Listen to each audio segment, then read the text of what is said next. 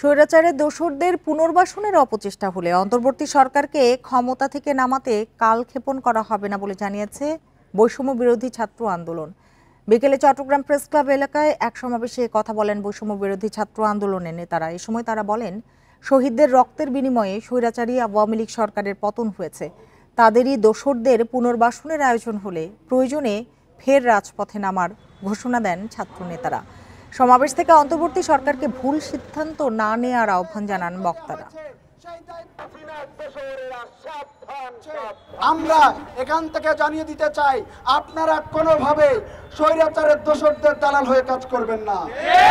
আপনারা যদি স্বৈরাচারের দোসরের দালাল হয়ে কাজ করেন, তাহলে আপনাদেরকে যে দায়িত্ব দেওয়া হয়েছে সেই দায়িত্ব থেকে আমরা আপনাদেরকে নামাইতে কালক্ষেপণ করব না।